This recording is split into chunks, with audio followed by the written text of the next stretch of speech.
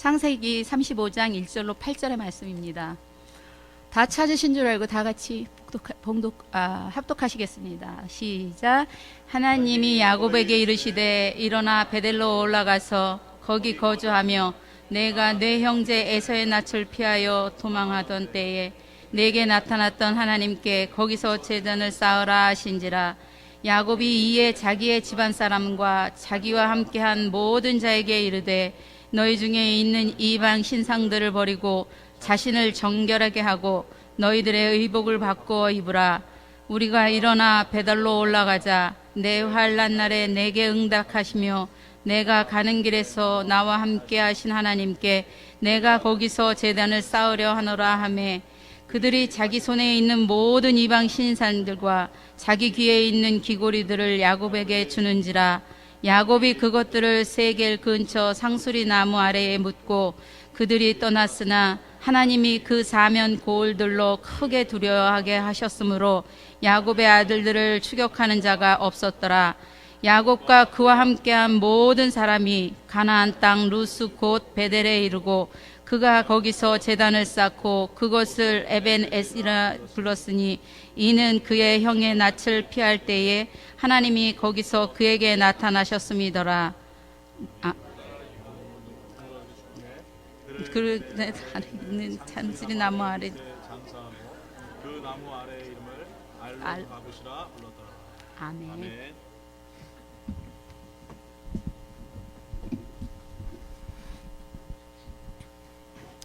하나님 감사합니다.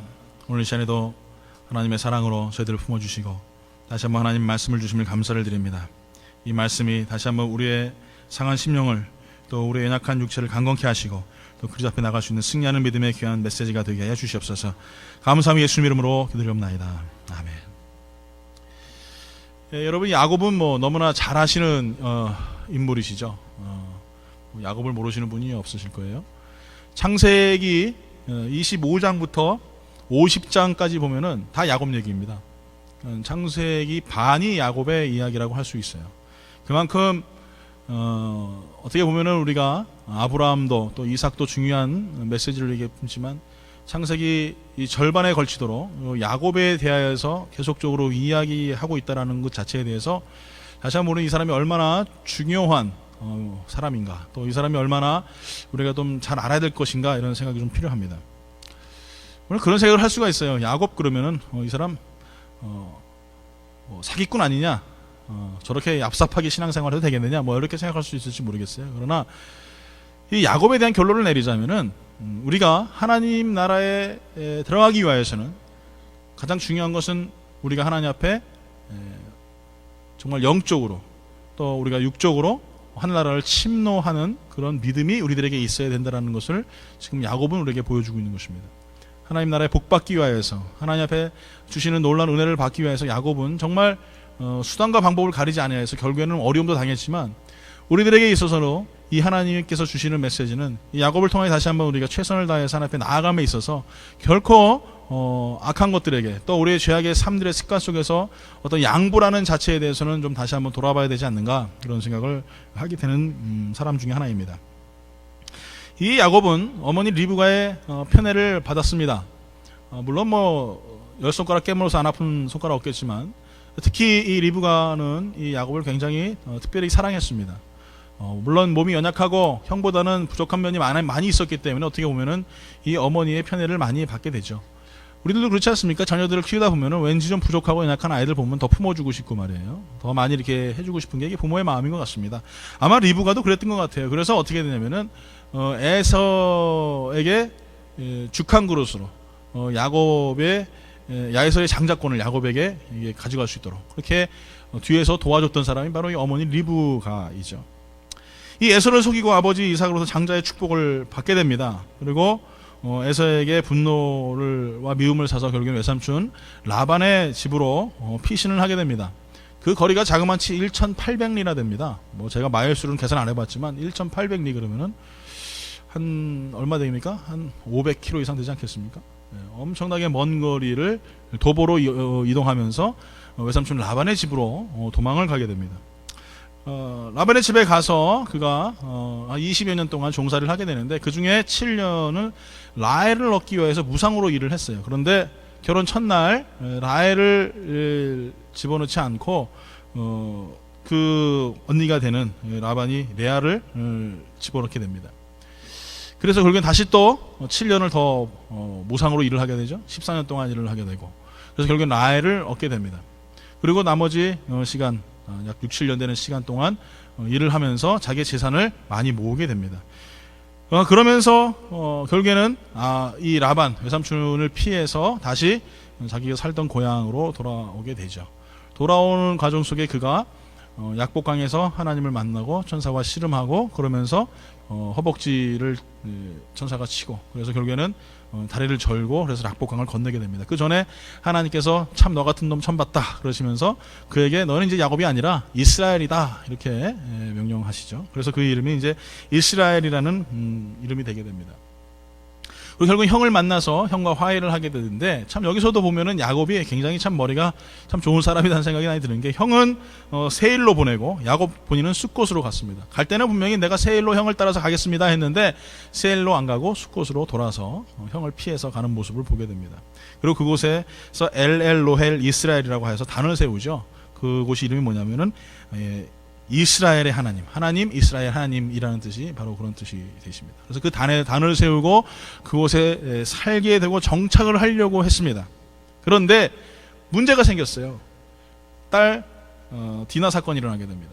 디나가 이제 새로 이사로 왔으니까 도시 구경을 하러 갔어요. 갔는데 그만 그곳에 족장 아들에게 그만 강간을 당하게 돼요. 그 소식을 들은 형제들이 다 모여서 있는데, 그 강간을 했던 그 추장 그리고 그 아들이 와서 내가 우리 아들이 네 딸을 너무나 사랑한다, 네 동생을 너무나 사랑한다, 그렇기 때문에 결혼시키자 그랬더니 이 형들이 어떻게 했냐면은, 너희 사람하고 우린 다르다, 너희가 할례를 받지 않으면은 결코 우리 동생을 줄 수 없다 해가지고 그들 할례를 받게 합니다. 근데 할례를 받는 그 중간에 어떻게 하냐면은 그 형들이 칼을 들고 가서 그 사람들을 다 죽여요. 그리고 거기 있는 양들과 그리고 모든 가축들과 재산들을 다 몰수해버립니다. 이 소식이 온 지역에 퍼졌지 않겠습니까? 그러니까 이제 야곱에게 난리가 난 거죠. 야, 우리는 숫자도 적고 사람도 많지 않은데 이제 너희들 때문에 다 죽었다. 어떻게 너희 그런 일을 했냐 하면서 이 야곱이 이제 이후에 나오는 말씀이 창세기 35장에 나오는 말씀입니다. 그러면서 하나님께서 이제는 내가 그곳을 일어나서 베델로 돌아가라 이렇게 말씀을 하는 것이죠. 아마 이 디나 사건이 없었다면은 이 야곱은 계속적으로 그 숫곳에 머물렀을 것입니다. 그리고 또한 하나님의 약속 또한 잊어버렸을 것입니다. 우리가 아까 읽었던 말씀 가운데 봤더니 창세기 35장 1절에 뭐라고 말씀하십니까? 하나님이 야곱에게 이르시되 일어나 베델로 올라가서 거기 거주하며 내가 내 형 에서의 낯을 피하여 도망하던 때에 라고 말씀하세요. 그때에 내게 나타났던 하나님께 거기서 제단을 쌓아라. 그 약속의 말씀들을 너는 기억하라라는 것이죠. 왜 기억해야 됩니까? 그 약속의 말씀들을 통해서 이 야곱이 하나님께서 나를 지켜주시고 보호하시고 내가 다시 빙 돌아서 이 베델로 와서 성공하고 다시 돌아오면 하나님께 내 10의 1조를 드리겠습니다. 이렇게 고백하는 거예요. 10의 1조를 드린다는 것은 의미가 뭐냐면 내가 하나님을 나의 왕으로 내가 인정합니다. 이런 고백이거든요. 그것을 하나님 앞에 이 야곱이 약속을 했단 말이에요. 서원을 했단 말이에요. 하나님이 그걸 기억하라라고 지금 야곱에게 말씀하고 계시는 것이죠. 그러니까 결론을 보게 되면 야곱은 사실은 아버지 집을 피하면서 하란까지 갔지만 그 중간에 베델이라는 곳에서 하나님 앞에 단을 쌓습니다. 그리고 그곳에서 하나님의 축복의 메시지를 받아요. 그리고 그가 고백하기를 내가 다시 돌아오겠습니다라는 고백을 하게 됩니다. 그러니까 결론은 뭐냐면은 이 야곱이 아무리 하란까지 1800리를 떠났지만은 다시 돌아와야 될 곳이 어디냐면은 바로 그 베델이라는 곳이죠. 그곳까지 돌아와야지만 그가 하나님과의 약속을 이룰 수 있고 하나님의 그 축복의 말씀이 마무리가 되는 것이에요. 그런데 이 야곱이 그렇지가 않았다는 것입니다. 야곱이 가다가 중간에 숫곳에 머물잖아요. 그리고 거기서 안주하려고 하잖아요. 오늘 사랑하는 성도 여러분, 우리가 신앙생활을 함에 있어서 계속적으로 이 하나님의 약속의 메시지를 가지고 전진하지 못하게 하는 이유들이 몇 가지가 있습니다. 그래서 하나님의 약속을 잃어버리게 되고 하나님의 축복을 받지 못하게 하는 과정들이 몇 가지가 있는데, 그 첫 번째가 뭐냐면 바로 이 안주한다라는 것입니다. 예, 안주하는 것. 술 마실 때 그 안주가 아니고요. 예. 그냥 거기 앉아 있는 거예요. 그러니까 거기가 좋사오니 내가 거기 있겠습니다라고 고백하는 것이죠. 가장 큰 문제였던 형하고의 관계가 이 야곱은 해결이 됐어요. 형하고의 관계가 해결되지 않았다면 아마 야곱은 아마 더 많은 기도가 필요했을 것입니다. 그런데 이 야곱은 형과의 관계가 벌써 이제 클리어되다 보니까 이제는 한숨 돌릴 수 있게 됩니다. 이제는 자기 걱정이 없거든요. 그러다 보니까 그곳에 안주하게 되는 거예요. 우리 신앙도 마찬가지입니다. 여러분, 우리가 힘들고 어려웠을 때, 우리가 가진 것이 없고, 여러분, 우리가 뭐 70년대, 60년대 얼마나 가난했습니까? 그렇죠? 근데 그때의 우리 신앙인들과 지금의 신앙인들은 많이 달라요. 왜 다를까요? 그때는 너무 없다 보니까 구해야 될 것이 너무 많았어요. 가져야 될 것이 너무 많았어요. 그래서 하나님 앞에 더 많이 기도하게 되고요. 그렇게 된 소망하고 그러다 보니까 신앙이 점점 성장하게 됩니다. 근데 지금은 다 있잖아요. 그렇죠? 예, 집에 다 있어요. 웬만한 거. 그러다 보니까 구할 이유가 없는 것이죠. 물질의 문제 뭐 있습니까? 뭐 요즘에는 100세 시대라고 하죠. 예, 뭐 병원 가면은 무슨 병 걸렸습니다. 바로 탁탁탁 나오고 말입니다. 초기에 잡으면은 뭐 병이 다 치료가 됩니다. 그러다 보니까 병에 대해서 뭐 심각하게 그렇게 기도할 필요성도 못 느끼죠. 이게 사람의 본성이라는 거예요. 내 내면에 있는 이 본성이 내가 무엇인가 충족되고 목표가 이루고 성장이 되면은 그때서부터 안주하려고 합니다. 이제는 먹자 마시자, 이제 즐기자, 이것이 우리의 모습이라는 것이죠. 그런데 마태복음 17장 4절, 누가복음 9장 33절에 봤더니 베드로도 똑같이 그랬어요. 예수님께서 변화되셨지 않습니까? 그러니까 베드로가 뭐라고 얘기합니까? 베드로가 예수께 여쭤 이르되 주여 우리가 여기 있는 것이 좋사오니 만일 주께서 원하시면 내가 여기서 초막 셋을 짓 때 하나는 주님을 위하여, 하나는 모세를 위하여, 하나는 엘리야를 위하여 하리라. 이렇게 했단 말이에요. 하나님, 예수님이 성화되는 모습을 보니까 이제는 다 끝난 줄 알았어요. 그러니까 내가 여기서 초막을 셋을 짓고 내가 여기 살겠다. 여기가 천국인 줄 알고 살겠다. 여기서 쉽시다. 이제 이걸로 끝냅시다. 지금 이렇게 베드로가 얘기하고 있죠. 또 민수기 32장에 보니까요, 루벤 자손과 갓 자손이요 심히 가축 대가 많았습니다. 그래서 아셀과 길라 땅을 먼저 목축하게 땅이 너무나 좋은 거예요. 그래야 모세와 제사장들에게 엘레살에게 자기들은 요단강을 건널 수 없습니다. 이렇게 얘기해서 결국엔 하나님께 혼나는 모습으로 성경을 보게 됩니다. 오늘 사랑하는 사람 여러분, 우리가 분명히 알아야 할 것은 우리의 신앙은 안주함이라는 그 자체가 없습니다. 믿으십니까? 믿으십니까? 예, 우리가 이 땅 가운데 살아가는 동안은 결코 우리는 천성을 바라보면서 계속적으로 우리는 전진해 나가야 됩니다. 야곱이 베델을 바라보지 못하고 숲곳에서 안주하려고 했던 그 마음을 우리는 던져버려야 돼요. 하나님 약속을 땅에 베델을 가기 위해서 우리는 최선을 다하고 내 몸부림치는 모습이 있어야 됩니다.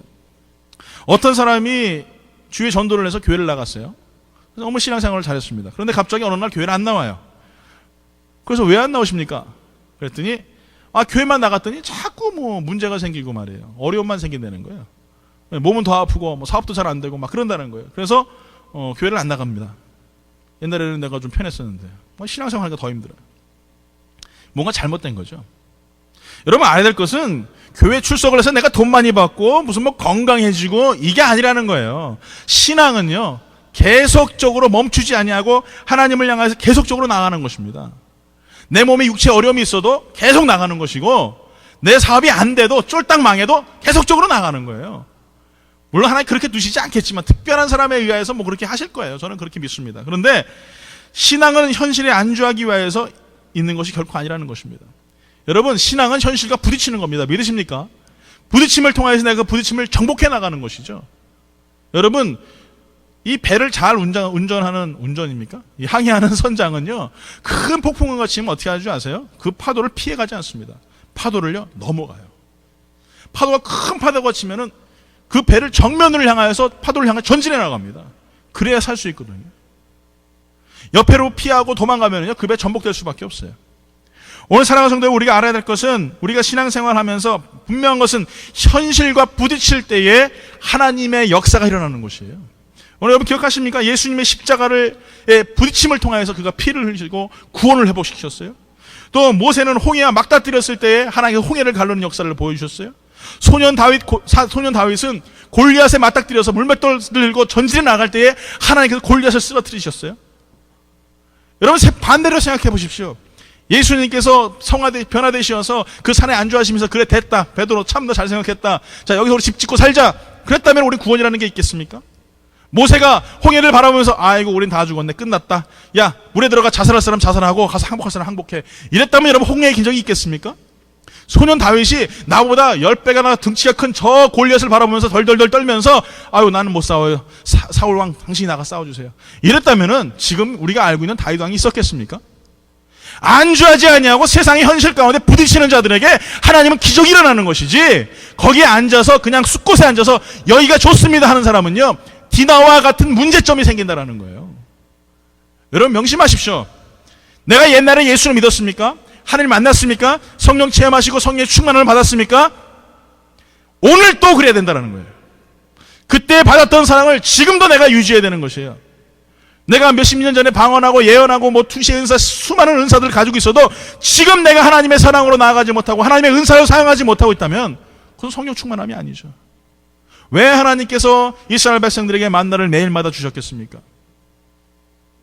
왜 하나님께서 오늘 시간에 우리에게 성령의 충만함으로 너희가 살아가라고 계속적으로 이야기하고 계시겠습니까? 여러분 그것은요 우리가 하루에 한 번밖에 안 되는 거예요. 성령 체험은 일회성입니다. 한 번으로 끝나요. 그렇지만 성령 충만은 계속적으로 우리가 지속돼야 되는 거예요. 그걸 지속하기 위해서 우리가 안주하여 있다면, 내가 가지고 있는 기름 그냥 그것으로 잘 버티려고 안주하고 있다면 어리석은 다섯 처녀와 같이 우리는 혼인잔치 들어갈 수 없을 줄 믿습니다. 오늘 여러분 계속적으로 여러분 전진해 나가세요. 멈추지 마세요. 내가 있을 곳은 숲곳이 아닙니다. 하나님 나에게 주신 약속의 땅, 영적인 배달을 향하여서 우리 계속적으로 전진해 나가야 되는 것입니다. 오늘 사랑하는 성도 여러분, 오늘 시간에 주님께서 주시는 놀라운 은혜를 바라보면서 오늘 나아갈 때에 삶에 고통이 있고 어려움이 있고 삶에서 정말 내가 현실을 부정하고 싶은 수많은 문제들이 우리 앞에 있을 수도 있습니다. 그러나 여러분 결코 그것 때문에 좌절하지 마세요.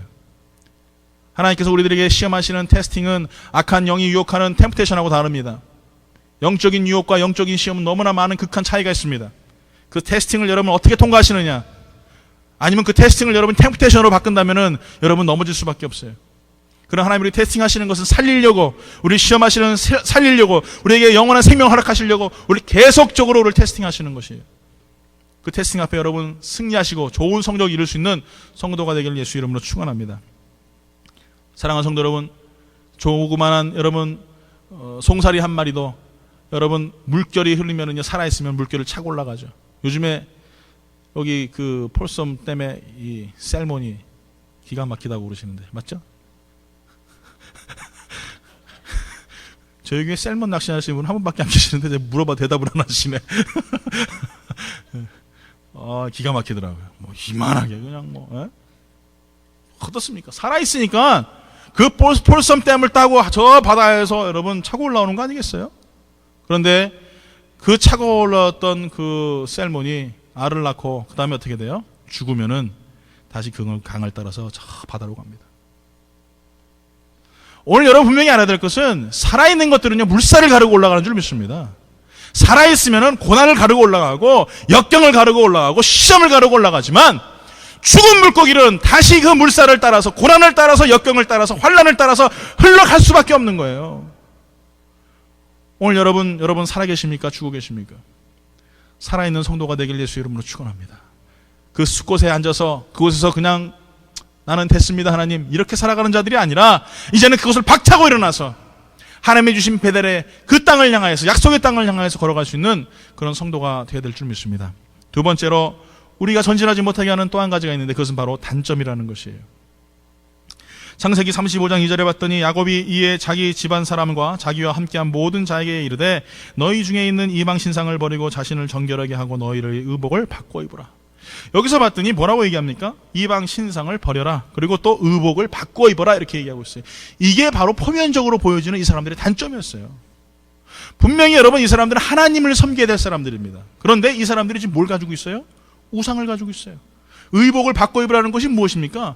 세속적인 옛날에 우상을 섬겼던 그 나라의 그 옷을 그대로 입고 있단 말이에요. 그러니까 벗어버리란 말이죠. 이 사람들의 단점입니다. 그것을 벗어버리지 않으면 결코 우리는 하나님 앞에 나아갈 수가 없습니다. 그런데 여러분 분명히 알아야 될 것은 우리가 살아가면서 약점이 없는 사람이 어디 있어요? 단점이 없는 사람이 어디 있겠습니까? 저같이 이렇게 완벽한 사람도 약점이 있어요. 예? 저도 단점이 있습니다. 저 어이없다고 그러지 마시고. 이 퍼펙트한 저 같은 사람도 단점이 있고 약점이 있어요. 누구에게나 다 있단 말이에요. 누구에게나 약점이 있고 누구에게나 단점이 있습니다. 그런데 문제는 뭐냐면 그 약점과 단점을 인정하지 못한다라는 거예요. 왜 인정하지 못합니까? 인정해야죠. 태어날 때부터 성격이 그런 걸 어떻게 하겠어요? 태어날 때부터 신체 구조가 그런 걸 어떻게 하겠냔 말이에요. 그런데 문제는 뭡니까? 이 양점과 단점을 갖다가 여러분 승화시키고 변화시키는 사람은 이 약점을 강점으로 바꾸지만 이거를 날마다 나의 인생 가운데 약점이기 때문에 단점이기 때문에 불평하고 불만으로 살아가는 사람은 이것이 나의 허물이 된단 말이에요. 강점과 허물은요 큰 차이가 있습니다. 강점은요 나를 더 새롭게 하고 나를 변화시키고 더욱더 단련된 믿음의 삶으로 살아가게 하지만 허물은요 그것이 무게가 돼서 나를 넘어뜨려요. 오늘 사랑하는 성도 여러분, 이 약점과 단점을 여러분 분명히 우리는 알아야 됩니다. 그것을 내가 직시해야 됩니다. 무엇이 잘못되어 있고 나의 삶 가운데 무엇이 문제인지 분명히 알아야 됩니다. 그런데 그것을 바꿔야 돼요. 변화시켜야 되는 거예요. 누구나 다 연약한 부분들이 있고 나약한 부분들이 있지만 그것을 그리스도 앞에 내어놓는 그 순간 하나님께서는 그 약한 자를 들어쓰셔서 강한 자를 부끄럽게 하시고 어리석은 자를 들어쓰셔서 지혜롭고 현명하고 똑똑한 사람들을 부끄럽게 하신다고 하셨어요. 왜? 하나님 앞에서 결코 자랑할 것이 없게 하시려고요. 그렇기 때문에 여기 앉아있는 모든 분들은 하나님의 축복받은 사람이요 선택받은 사람들이란 말이에요. 약한 사람들이 모였고 부족한 사람들이 모였고 단점 투성인 사람들이 모여서 하나님의 나라를 이루기 위해서 하나님 우리를 불러주셨다는 것이죠. 얼마나 큰 은혜인지 몰라요. 어떤 사람이 물지개를 지고 항아리를 한 개씩 양쪽에 메고 걸어갑니다. 그런데 희한하게요, 이 물지개를 봤더니 한쪽은 조금 깨져 있고요, 한쪽은 아주 이렇게 잘 되어 있는 항아리예요. 깨진 부분이 하나도 없어요. 물지개를 타가지고 물을 가는데 이 오른쪽에 있는 물은 깨지니까 어떻게 되겠어요? 자꾸 물이 셀 거 아니에요? 그 독차 지점에 도착해 보면은 왼쪽에 있는 항아리는 물이 가득한데 이 오른쪽에 있는 항아리는 깨져가지고 물이 반도 안 차 있네. 그러니까 이 오른쪽에 있는 항아리가 이렇게 얘기를 합니다. 주인님 죄송합니다. 제가 깨져 있어서 저를 좀 갈아주시고 안 깨진 항아리를 사용하시면 어떻겠습니까? 그랬더니 주인이 얘기하기를 이렇게 얘기를 해요. 얘야, 괜찮다. 나는 널 바꿀 생각이 전혀 없단다. 우리가 왔던 길을 한번 보겠니? 이렇게 뒤를 돌아보니까 오른쪽에는 꽃들도 피고 나무도 자라고 생물들이 자라는데 왼쪽에는 하나도 안 자라 있는 거예요. 너는 깨져서 다니면서 질질질 지저분한 거 물 흘리고 돌려다녔지만 그것이 생명이 됐고 많은 것에 살릴 수 있는 그런 은혜가 있었지만, 그렇지만 반대편에 있는 것은 깨지지 않고 너무나 완벽해가지고 아무것도 자라지 않았지 않니? 오늘 사랑하는 성도 여러분, 어떻게 보면 깨진 인생이 아름다운 인생일 수도 있습니다. 부족한 인생이 아름다운 인생일 수도 있습니다. 그렇다고 해서 일부러 다니면서 죄 짓고 다닐 필요는 전혀 없어요. 그러지 마세요. 하나님, 나는 깨진 인생이니까 죄 신나게 짓고 살겠습니다. 그러지 마세요. 그건 아니고, 또 그렇게 또 해석하시는 분들이 계세요. 오늘 사랑하는 성도 여러분, 오늘 이 시간에 우리가 알아야 될 것은 나의 연약한 부분, 나의 나약한 부분, 이 깨져 있는 부분들을 통하여서 하나님께서는 더 좋은 것들을 우리에게 만들어 주실 줄 믿습니다. 오늘 여러분, 우리 연약한 심령들이죠. 나약한 심령들이죠. 너무나 연약하여서 어느 때는 부끄럽기도 하고 어느 때는 정말 부족하기도 합니다. 그렇지만 오늘 이 시간에 그 연약함과 나약함을 쓰시기 원하시는 하나님, 오늘 여러분 하나님 앞에 보여드리지 않겠습니까? 나의 단점을 드리지 않겠습니까? 오늘 이 시간에 뭐라고 얘기합니까? 요셉이 너의 가지고 있던 우상들을 다 버리고 의복을 새롭게 입으라고 말씀하십니다. 오늘 이 시간에 우상을 던져버리고 오직 예수님만 섬겨야 될 줄 믿습니다.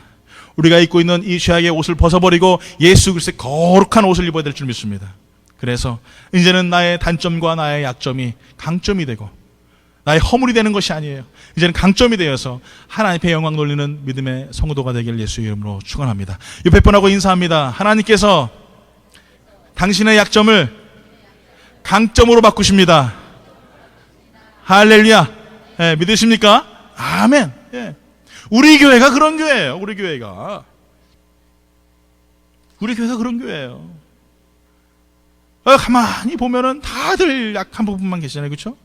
다 연약하고 나약하고 정말 하나님 없이는, 하나님 밖에는, 그분만 없이는 아무것도 살 수 없는 그런 분들, 나약하기 때문에, 연약하기 때문에, 그러기 때문에 하나님 앞에 나아갈 수 있는 거예요. 내 힘 가지고 내 실력 가지고 살아가는 사람 절대 하나님 앞에 못 나옵니다. 가진 거 많은데 어떻게 하나님 앞에 나옵니까? 그거 다 쓰지도 못하고 죽을 텐데. 예? 건강한 사람들 하나님 앞에 절대 안 나옵니다. 왜 그렇습니까? 근데 건강한데 기도할 이유가 뭐가 있겠어요? 공부 많이 한 사람, 똑똑한 사람들 하나님 앞에 안 나갑니다. 왜 그렇습니까? 배운 게 많으니까 자기 지식 자랑하려고. 오늘 사랑하는 성도 여러분, 교회에만 나온다고 하나님 앞에 나오는 게 결코 아니에요. 오늘 사랑하는 성도 여러분, 오늘 이 시간에 다시 한번 우리의 연약함을 보여드리십시오. 나의 나약한 부분들, 나의 이 작은 마음 상한 심령들 하나님 앞에 드리세요. 그때에 하나님께서 우리의 삶을 더욱더 축복하실 줄 믿습니다. 마지막으로 우리가 전진하지 못하게 하는 또 하나가 있습니다. 그것은 뭐냐? 죄라는 것입니다. 죄. 아까 우리가 읽었던 35장 3절에 이렇게 말합니다. 우리가 일어나 베델로 올라가자. 내 환난 날에 내게 응답하시며 내가 가는 길에서 나와 함께 하신 하나님께 내가 거기서 제단을 쌓으려 하노라. 이렇게 말합니다. 이 야곱이 어디로 가자고 얘기하고 있어요? 베델로 가자. 베델로 돌아가자라고 말하고 있어요. 여러분, 이게 회개입니다. 회개라는 것은 별다른 게 아니에요. 내가 하나님 앞에 돌이키는 것이 회개입니다. 믿으십니까? 여기 앉아가지고 주님 뭐 이러면서 뭐 기도하고 뭐 이것도 회개겠지만 삶의 변화가 일어나는 거예요. 이 회개를 오늘 이 시간에 여러분 보게 되면 한자를 해석하게 되면 돌이킬 회자에다가 바꿀 깨자입니다. 돌이킬 회자. 우리 돌이킨다는 게 뭐예요? 내 죄를 뉘우치는 것이죠. 네. 바꿀 깨는 무엇입니까? 그 길로 안 가고 다른 길로 간다는 것이에요. 가던 길이 아니라 다른 길로 돌이킨다는 것이 이게 바꿀 게입니다. 그런데 문제는 뭐냐면 사람들이 돌이킬 회까지는 합니다. 기도해요. 부르짖어요. 하나님 잘못했어. 용서는 구하는데 바꿀 게가 안 돼요. 삶이 바뀌어지진 않는단 말이에요. 그건 회개가 아니죠. 진정한 회개는 뭐냐? 내가 옛날에 이렇게 죄를 졌습니까? 그러면 그 죄를 다시는 짓지 않고 돌이키는 것입니다. 예수전단에서 오랫동안 말씀 사역을 해온 조지 도우슨이라는 분이 계세요. 이분이 하나님을 경외하는 마음이라는 책에서 이렇게 회개에 대해서 이야기했습니다. 그녀가 신학생이었을 때 신학교에서 아르바이트로 매점에서 일을 했습니다. 일을 하면서 뭐 과일도 팔고 뭐 캔디도 팔고 이랬었어요. 그런데 이분이 이제 뭐 돈이 많지가 않다 보니까 물건을 팔면서 신학생이면서도 장부에다가 돈을 제대로 기재하지 않고 돈을 좀 이렇게 빼돌렸습니다. 그리고 성령의 은혜를 받고 또 하나님의 일꾼으로서 이제 살아가다가 36년이 흘렀어요. 그러다가 조지 도우슨이 하나님을 아는 법이라는 제목의 설교를 듣다가 그만 하나님으로 더 깊은 마음이 생겼습니다. 그러면서 그가 마음에 어떤 마음이 생겼냐면 하나님께 내가 간절히 기도한다고 하여서 그것이 회개로 일을 끝난다라는 것이 아니라는 사실을 깨달은 거예요.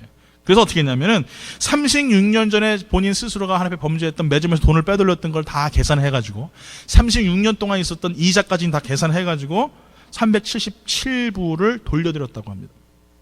그리고 그가 돌아오면서 눈보다 더 얘기하셨네 라는 찬양을 부르며 하나님 앞에 돌아왔다는 그 책 내용이 이렇게 나옵니다. 여러분, 회개가 이겁니다. 믿으십니까? 회개는 하나님과의 관계가 이루어졌다면 그 다음에는 사람과의 관계도 이루어지는 것이 회개예요. 어떤 사람은 내가 회개했으니까 뭐 상관없어. 하나님께 다 나 죄 용서해 주셨어. 그러니까 상관없어. 당신하고 나하고는 관계 없는 거야. 그게 아니라는 거예요. 여러분, 분명히 알아야 될 것은 하나님께 회개했습니까? 그러면 사람하고도 풀어져야 될 줄 믿습니다. 이게 안 되면 회개가 아닌 것이죠. 그러니까 문제는 뭐냐? 우리가 회개함에 있어서 하나님 앞에 나아감에 있어서 돌이키긴 돌이키는데 내 인생을 바꾸려고 하지 않는다는 거예요. 사람과의 관계가 잘못됐습니까? 여러분, 풀어야 되는 거예요. 그게 회개입니다. 오늘 여러분, 우리가 살아가면서 하나님 앞에 죄를 범하고 살아갑니다. 죄를 안 범하는 사람 없어요. 말 한마디로 사람을 상처를 줄 때도 있고요. 또 그 사람을 통해서 내가 어려움을 당할 때도 있습니다.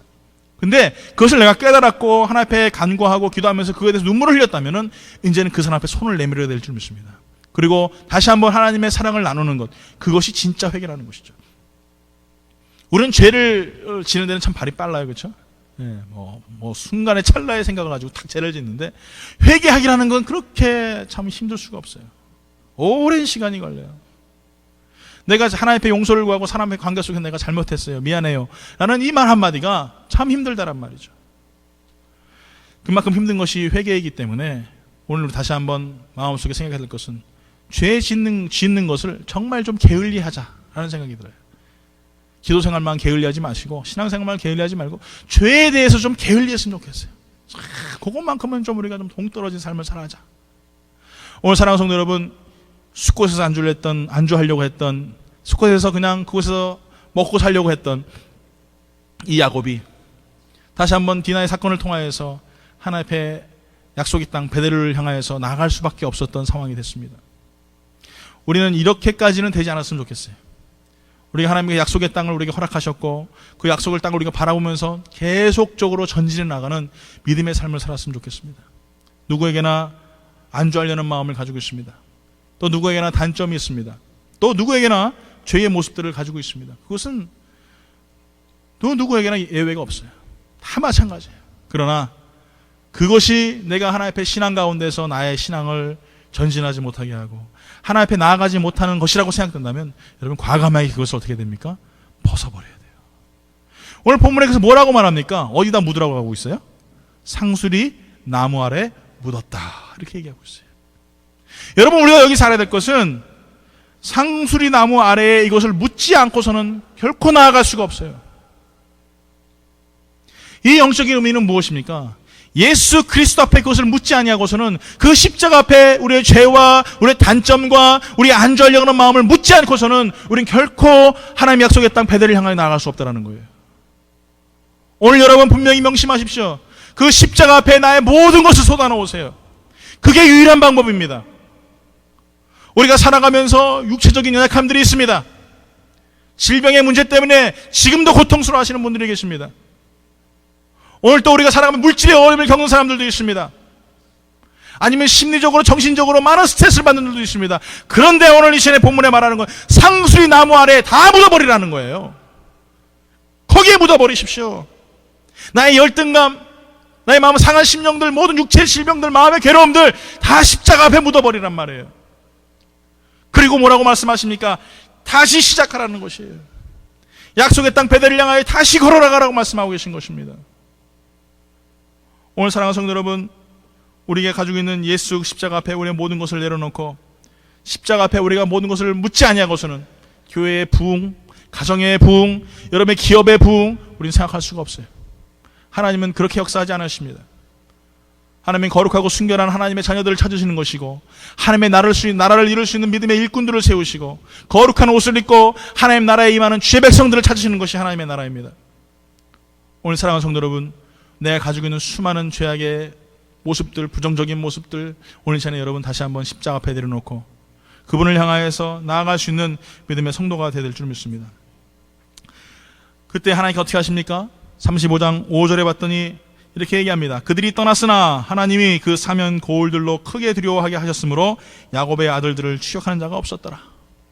34장의 끝에 한번 보세요. 거기 뭐라고 말씀하십니까? 야곱이 너무 무서워했어요. 이제 우리 집안 다 끝났다. 다 죽었다. 우리는 숫자도 적은데 이 모든 고을 사람들이 그 얘기를 다 들었는데 우리 살려두겠느냐? 이런 말을 하고 있는 거예요. 근데 지금 35장 5절에 봤더니 사면 고울이 다 어떻게 해요? 두려워 떨었더라. 왜 그랬는지 몰라요. 왜 사면 고울이 떨었는지에 대해서는 이야기하지 않습니다. 그런데 우리가 알아야 될 것은 하나님의 보호하심이 있었다는 거예요. 죄를 가지고 단점을 가지고 또 안주하려는 마음을 가지고 그것을 다 상수리 나무 아래에 묻어놓고 하나님을 신뢰하며 베델로 나아갔더니 하나님께서 그들을 보호하시고 지켜주시는 역사가 있었다는 것이에요. 오늘 여러분, 저는 하나님의 그 보호하심의 큰 손을 믿습니다. 그 엄청난 큰 손이 여러분의 가정과 이 교회와 또 이 세크라멘토 가운데 우리 사랑하는 대한민국과 모든 열방 가운데 함께 있는 줄 믿습니다. 오늘 여러분 믿고 나아가세요. 약속의 땅을 향해 전진해 나가세요. 나를 실망시키는 문제들이 있고 좌절될 큰 풍파가 있고 육신의 질병이 있을지라도 결코 포기하지 마시고 전진해 나아가세요. 그때 승리하실 줄 믿습니다. 우리 한번 하나님의 말씀 우리 찾아볼까요? 민수기 6장 24절부터 26절까지 말씀 다 같이 우리 한 목소리로 우리 합독하도록 하겠습니다.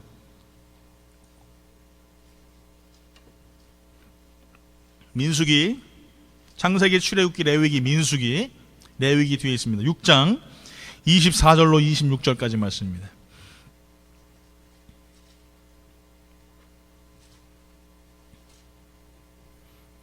민수기 6장 24절로 26절까지 말씀 다 피세요. 다. 예. 다 사셨습니까? 우리 큰 목소리로 우리 믿음을 가지고 하나님께서 나에게 약속하시는 하나님의 메시지이심을 여러분 믿으시면서 우리 한 목소리 다 같이 큰 소리로 6장 24절로 26절까지 한 목소리 다 같이 읽겠습니다. 시작. 여호와는 내게 복을 주시고 너를 지키시기를 원하며 여호와는 그의 얼굴을 내게 비추사 은혜 베푸시기를 원하며 여호와는 그 얼굴을 내게로 향하여 드사 평강 주시기를 원하노라 할지니라. 아멘. 다시 한번 읽겠습니다. 다시 한번 큰 소리로 시작.